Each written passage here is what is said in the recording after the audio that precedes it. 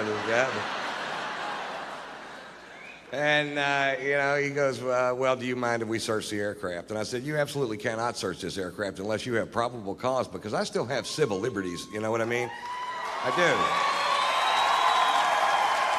And they said, okay, well, we just want the drug dog to walk by it a couple times. And I said, fine. And the drug dog walks by a couple times, and the guy goes, well, the dog gave us a signal that there are drugs on the plane. And I'm like, no, he didn't. That dog didn't do anything. I was staring straight at him. He didn't wink, blink, oof a paw. What's his signal, a blank stare? That's all he did. Because the dog says there's drugs on the plane. I'm like, well, I said there wasn't drugs on the plane. Who are you going to believe, me or the... Fuck, never mind, you know? Now, I've got a show to go to. They spend an hour and a half going through this plane. An hour and a half, and I'm just sitting there going, oh, come on. And they get finished. Of course, there is no drugs on the plane, and I knew there wasn't. And I assume now they're going to let me go, and I'll go do my show. And I was like, well, that's fine, whatever. And then they go, well, now the dog needs to sniff that bag on your shoulder. And I was like, ruh-roh.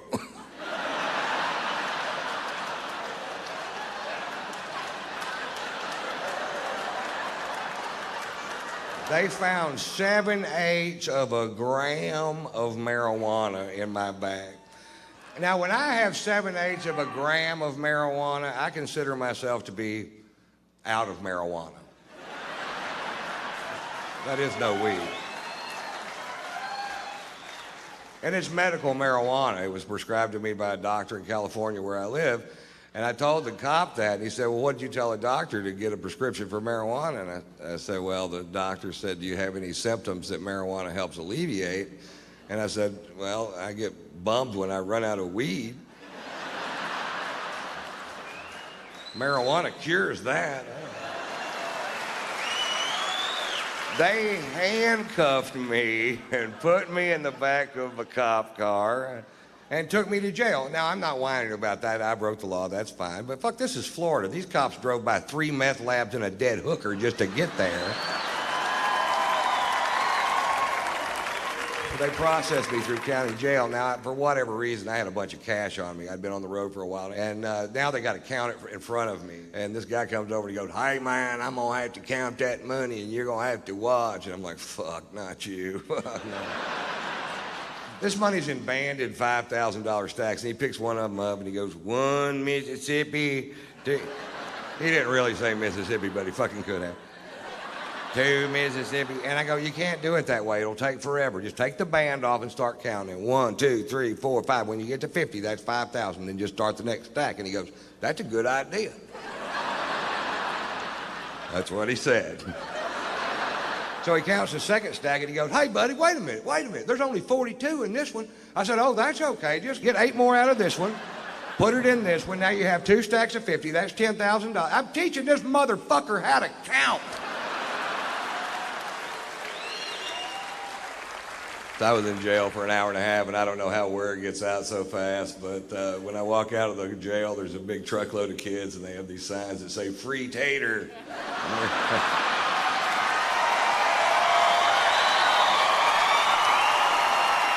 I've had the weirdest things happen lately. I just fly from LAX to Atlanta to see some lawyers and a dentist, the combination platter of wonderful days. And my plane was broken, and when my plane's broken, my friends do not give a shit. They're like, oh, poor baby. Is your plane broken? You have to take a commercial flight like every fucking buddy else. But it's not like it used to be, or either that or I'm losing touch, because I'm standing in line, I got a first-class ticket, and I get up to the front of the line, and there isn't anybody there. It's just a kiosk with a computer terminal, and I'm not good at computers, and I don't want to touch this thing because it's got grease and dirt, and what I can only pray to Jesus is meringue.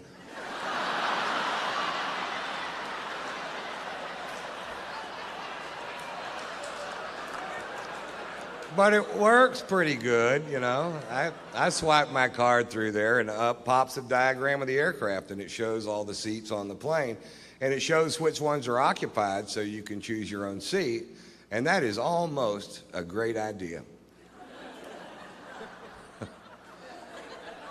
What would make that a great idea is if there was a photograph of the person sitting in that chair.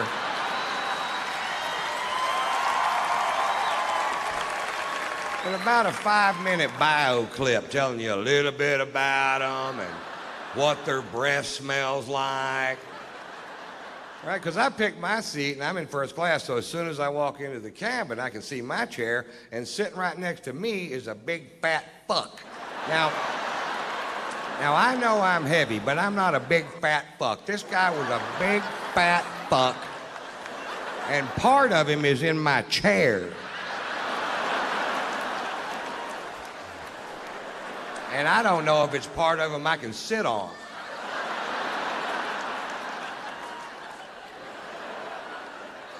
Hey, I've got a little tip for the morbidly obese, and I don't mean to sound cruel, but once you get to 550 pounds, stay home and go for the record. I'll sponsor you. Write tatersalad.com on your gut, and I'll send peaches over there. Peaches? Why wouldn't I send pizzas? I'll send peaches in a salad. But where would be the comedy, Mr. White? Oh, so you're all hung up about that, huh?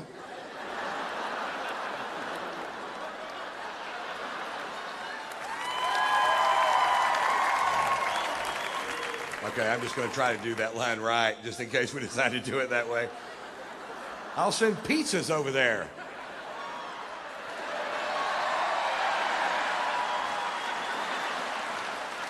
Oh, that is funny. He said pizzas. Oh, Mr. White, boy, he's rich tonight. I get to Atlanta, and I check into the Ritz-Carlton Hotel, and the next morning I go to take a shower, and there's no hot water.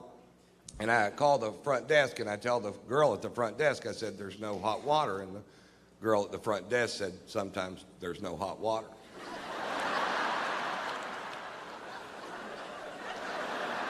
Didn't I just tell you that? I said, I've stayed in $20 a night motels where water was so hot you could cook your nuts with it. He goes, well, every once in a while, everybody will wake up at the same time, and they all take a shower at the same time, and we just run smack out of hot water. You guys didn't think about that. They thought about it at the Motel 6. But that whole concept of people wake up in the morning with shit to do got right by the Ritz-Carlton Hotel.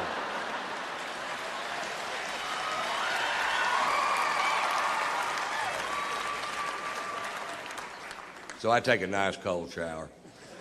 And then I got to go meet with these lawyers. Now, I hate lawyers. I just can't stand them, and I hate them worse than you do, no matter how much. Have you ever seen video of that guy shooting his lawyer, and his lawyer's trying to hide behind that little tree, and he just keeps shooting? That's the funniest fucking thing I've ever seen in my goddamn life.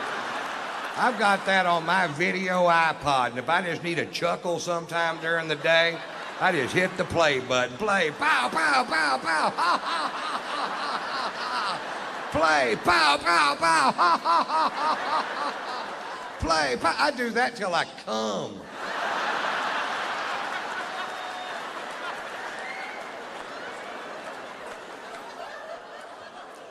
Then I got to go to the dentist. You see how my day's shaping up. Cold shower, lawyers, dentist. The trifecta of fucked up day.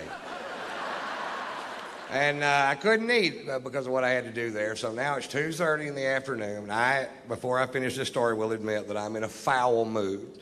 My mouth is starting to hurt, and I haven't eaten all day, and I'm going to go eat lunch at this place called the Clubhouse. It's at Atlantic Square Mall in Buckhead. And I used to eat there all the time. I live in both cities, and I pull up. Now, all this out here used to be just regular parking, but now the whole thing is valet parking, so you can't just park your car and go get some food. You have to wait for this little prick in a little red truck to wake up But he isn't going to wake up because he's got on headphones and mirrored sunglasses, and he's looking the other direction, watching these two girls walk down Peachtree Boulevard. And I can tell by the whole scenario that they're not going to be out of his line of sight for 20 minutes. There's nothing going to get in the way. So I'm like, fuck, do your job. And I decided, well, I'll just park the car myself. And the only space I saw was right next to his truck. And I'm going to park the car myself. And then once he sees I'm going to park the car myself, he jumps out of his truck and he gets militant.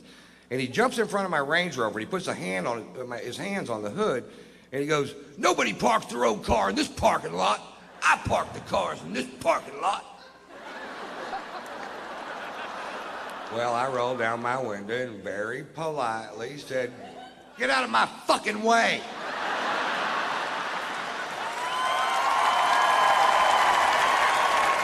He goes, nobody talks to me like that. You can't park your car in this parking lot. And I said, fuck you. He goes, I'm calling the police. What's your first and last name? I said, it's fuck you. It's F-U-C-K, capital Y-O-U. Fuck you. That's my name. He gets on his radio and calls the Dalai Lama of all parking lot attendants, who comes squealing up in his little red truck. Apparently they give them to him. He hops out of the truck like he's gonna do something. He immediately recognizes me, and you see this big, oh shit, wash over his face. He literally shoves this kid out of the way and starts apologizing. He said, Mr. White, I am sorry. I said, listen, this kid's not doing his job. He's an insolent little piece of shit, and he needs to have his ass reamed. He goes, Mr. White, he's going to have his ass reamed by me and my boss's boss. And I was like, well, I had no idea the chain of command went that deep in the parking lot.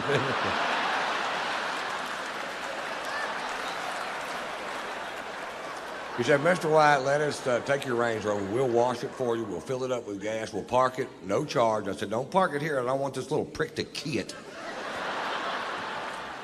He said, we'll park it on the other side. And I said, fine. So I go have a nice lunch and take more pain pills. Getting a little better mood. Just had my gums scraped, you know. So I walk outside and my Range Rover is shining like a new penny, and I hop in and I fire it up and it's full of gas, and I could have left.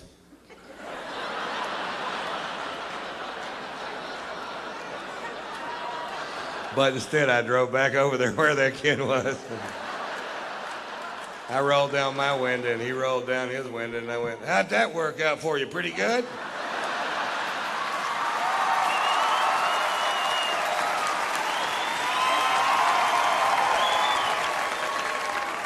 And here's the moral of that story. Don't fuck with me when I hadn't been drinking.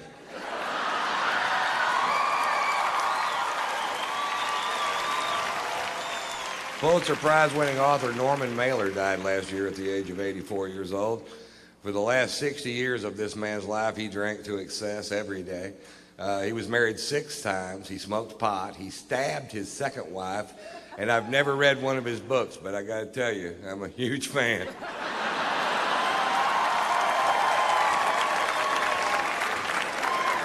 We've had a blast since we've been here, man. I tell you, we went out last night. I got so drunk. I woke up this morning and somebody had shit my pants.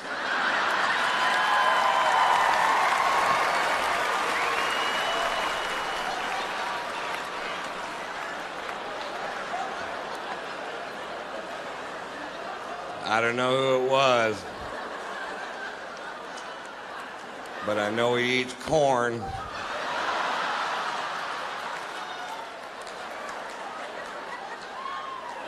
And cake. Corn cakes, I think is what it was. I just got back from Europe. I took my son, Tater Tot, to Europe.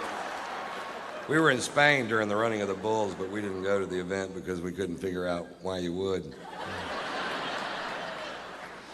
The people that we know that live there were pitching this really hard, and they said that this event's been going on for over 500 years. And I'm like, what? Really? And they explained it to us apparently 540 years ago. A bunch of gay sailors in white suits with red scarves got all fucked up and turned loose the cattle and tried to, I'm paraphrasing. Well, how much does that cost? He says $27,500. Well, fuck, how much is dental school?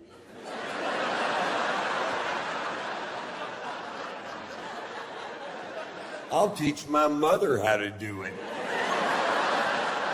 You're going back to college, Mom. I never went to college. Well, this'll be fun for you then. It was a weird week. And I knew it was going to be a weird week because it started off weird. I was going to go to Vegas a day early to do some media, and I wanted to see the show called Love. It's also at the Mirage, Beatles, Cirque du Soleil show. Fantastic fucking show. And so I was talking to my wife and I live in Atlanta and Hollywood, and we were out in California. And I said, I'm leaving today at 3:30 to go to Las Vegas. And I have an airplane that you guys bought me. I like it a lot. Half the Fortune 500 companies in America have let go of their private jets. Not Ron White. I'm flying that son of a bitch straight into bankruptcy.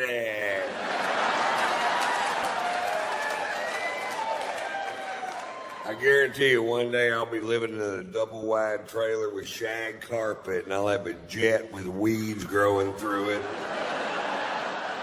I'll be in the front seat going, push me around some.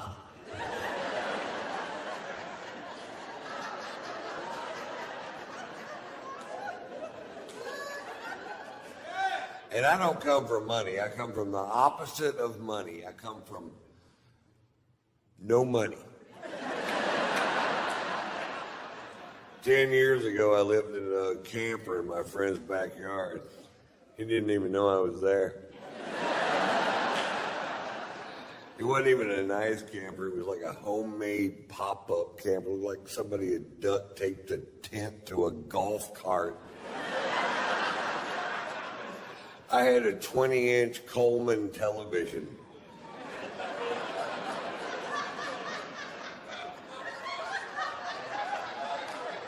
Had to pump it up during commercials.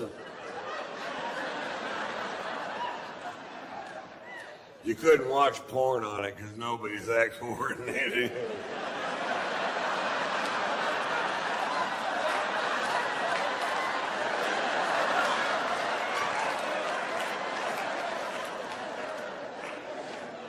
I was broke. I owe the IRS a bunch of money because I don't understand how that works. It's confusing. When I started doing stand-up, they said that made me an independent contractor, and they said I needed to start filing my taxes quarterly, which I thought meant every 25 years.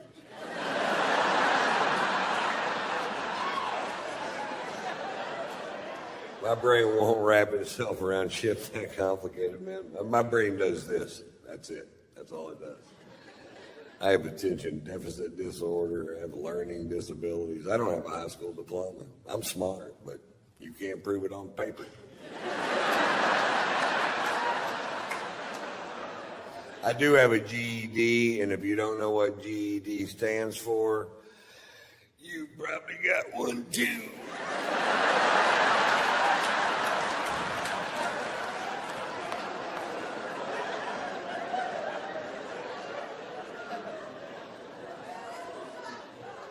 Anyway, I told my wife, I said, I'm leaving today at 3:30 to go to Vegas. My wife's singer-songwriter, composer, Margot Ray is her name, and a brilliantly talented woman. And she says, well, I'm working with a guitar player in the studio till 5 o'clock. You can't wait till 5:30 so I can fly with you. And I said, can you be there at 5:30? And she said, yes, which I knew was a lie, because she's the biggest liar in my life. When it comes to how long it's going to take her to get somewhere, I hear her on the phone all the time just lying through her teeth. We're 2 exits away. Traffic's really heavy. We should be there in 15 minutes. I'm like, you're in the fucking bathtub. We wouldn't be there in 15 minutes if we were where you said we were.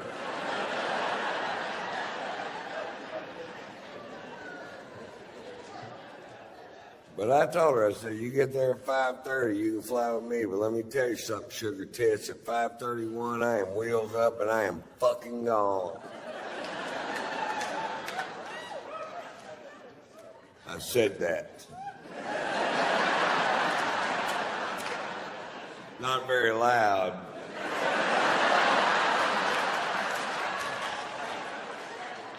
But I said it. 5:31 gets there. Is she there? No. Do I leave? No. 6:01 gets there. Is she there? No. Do I leave? No.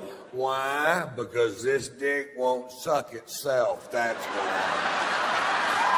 It won't. I've asked it to many, many times. In fact, the other day, I sat my dick down, I looked him straight in the eye, and I said, listen, I know I've drug you into some pretty muddy shit in the last 35 years. I need you to get past that, learn how to suck yourself so I can grow a spine and get on my goddamn life.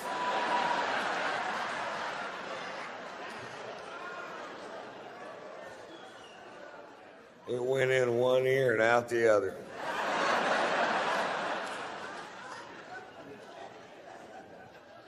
My dick has ears. It has an eye, and it has 2 ears, and a double chin.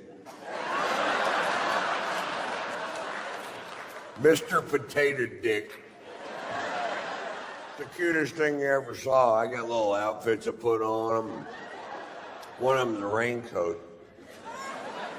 Not a condom, a raincoat. A little yellow slicker with that hat. And it looks like that fish and chips dude.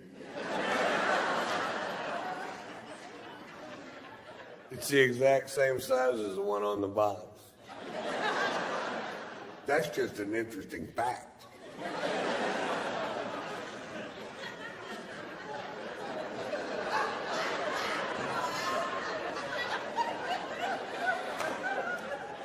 What is it, Ron?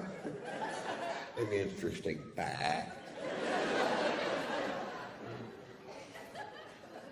Anyway, so we go see Love and Beatles Cirque du Soleil show. I'm a huge fan of the Beatles, and I just love their music, always have. And Cirque's always fun, and our shows are at the same time, so I'd never been able to see it. And I got 8 people from my camp. My wife's sitting next to me. We have great seats because I work for the Mirage, and everything's perfect except right behind me, these 2 chicks are just jabbering. Not about the show, just jabbering. Just jabber, jabber, can't shut up. Jabber, jabber, won't shut up. Jabber, fucking jabber, jabber. The kind of chicks that can talk around a blowjob. You know what? Well, I told him all day, if you don't fix that goddamn screen door, I'm gonna come out and I'm gonna hurt some fucking people. If I come on one more time, that baby got a shitty diaper wrapped around his ass, I'm gonna I'm gonna go to the swap meet and get a dress to wear to Arby's on Sunday.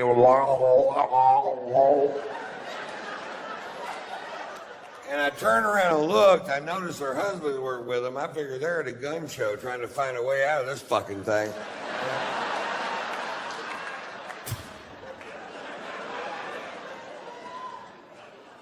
Well, that's way better. I hear the guy sitting next to him go, hey, could you hold it down? My family's trying to watch the show. And she goes, fuck you, we paid our money. We'll do what the hell we want. And I'm just steaming fucking pissed. They're ruining my goddamn night. I can't hear anything but that. I've been waiting for a year to fucking see this show. And I turned around and very politely,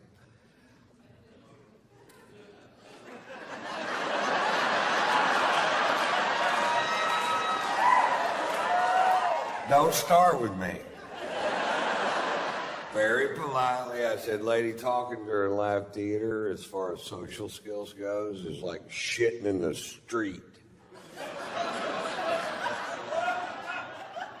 You better mind your own business. I said, you better quit shitting in the street. He goes, I'll have you thrown out of here. I said, if you don't quit flapping your fucking cock holster.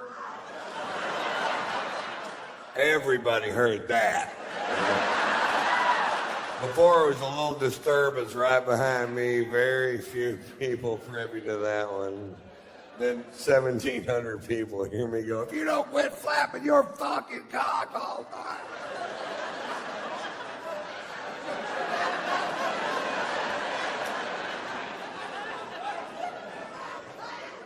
This is all at a show called Love, by the way.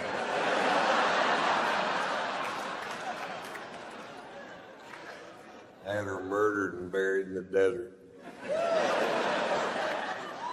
Vegas, baby. Careful who you fuck with.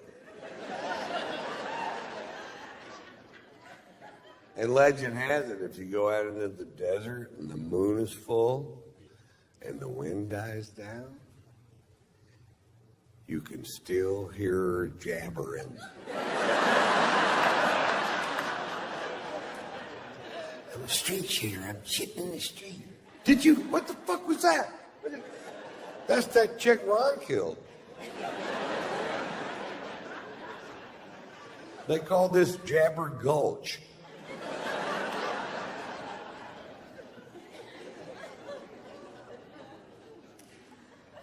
My favorite thing about playing Vegas is I get to play this golf course called Shadow Creek, which is one of the most exclusive golf courses in the world.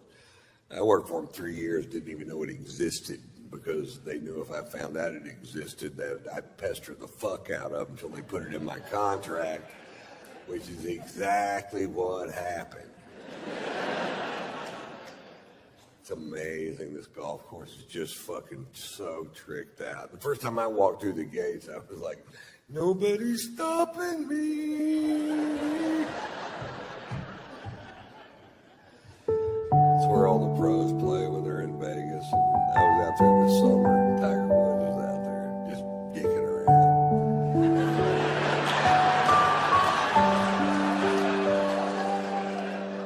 I baseline my golf club. I got to be the most famous person I've ever met. And I know a lot of famous people, but nobody as famous as Tiger fucking Woods. I love Tiger, man. I defended Tiger when all that stuff first came out. When I heard those initial rumors, I felt sick to my goddamn stomach for the guy because I've never been accused of doing anything I didn't do. Not one goddamn time. I did it every single time. Not once could I go, no, that was Glenn Campbell. Hey, a lot of things smell like strippers.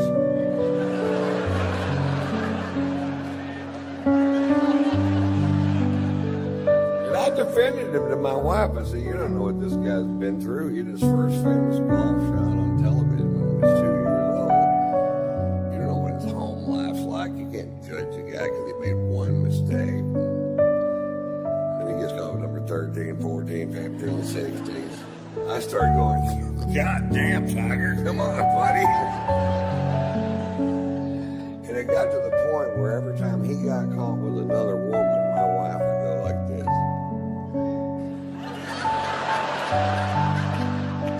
What? I don't even know the fucking guy. You act like I was holding his dick the whole time. We watched him make that long apology on television, and afterwards my wife goes, well, do you think a guy like Tiger could quit cheating on his wife? And I said,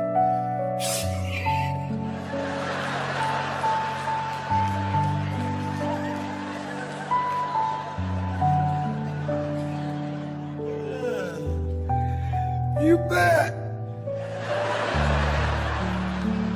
What you know is bullshit, because you know as well as I do, if a guy likes strange, getting him to quit wanting strange is like getting a dog that likes to kill chickens to quit killing chickens. They don't even know what you're talking about. You gotta quit killing chickens. All right, let me see if I got this straight.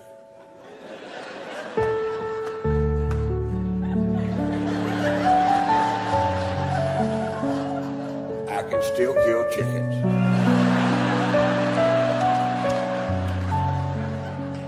No, you can't kill chickens anymore. All right? Let's say I'm in a hotel room with the chicken.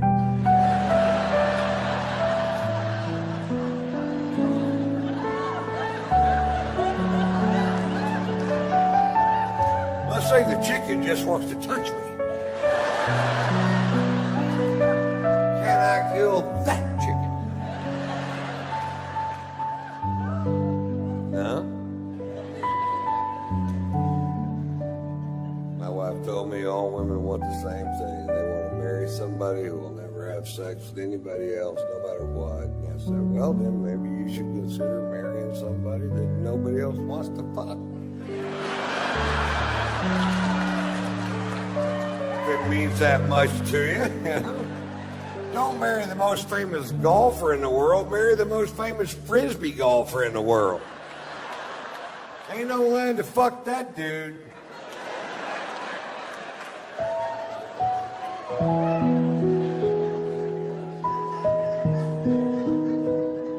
We had a chat about cheating that day, man. My wife told me, she goes, listen, Ron, let's get this straight. Sex is sex, period. I said, no, now, wait a minute. Oral sex is not the same as intercourse. She goes, it's the exact same thing. I said, it's not the same price.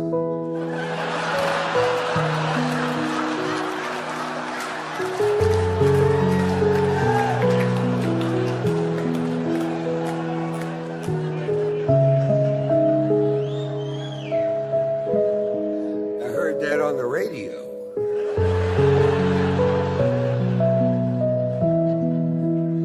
It all comes down to opportunity, man. Some guys are put into a position where they have to say no to beautiful women, and that is hard to do. Some guys are never put in that position, and that's way fucking easier. I see these big 350-pound guys all the time going, I have never cheated on my wife. I bet that was tough. Tiger doesn't get any credit for all that pussy he turned down, and that's the number you're looking for right there. My wife's best friend, her husband cheated on her, and my wife hates Tiger's guts. And I'm like, well, what about that guy? You don't hate that guy? She goes, he did it one time. I said, he had one chance.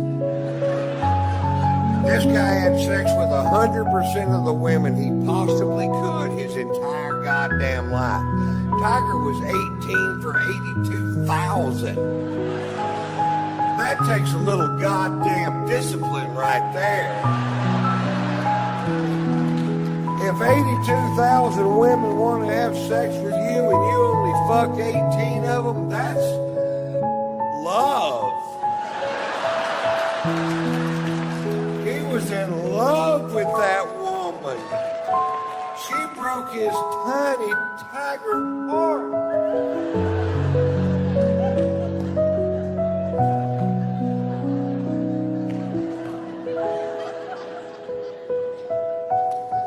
He lost all those sponsors, which never made sense to me, because this core fan businessman, I don't know, one guy in America gave a fiddler's fuck what he did. I guarantee you, not one guy in America went, really? Tiger got some straight pussy? I'm dropping AT&T.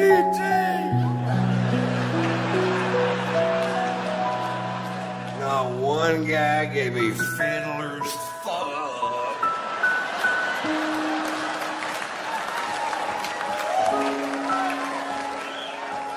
Now, when they were around their wives, they'd act like they gave a fiddler's fuck, get all foghorn, leghorn. Why, I can't believe on man would commit such transgressions towards his wife? I say, how's his relationship with the Lord? I'd like to know.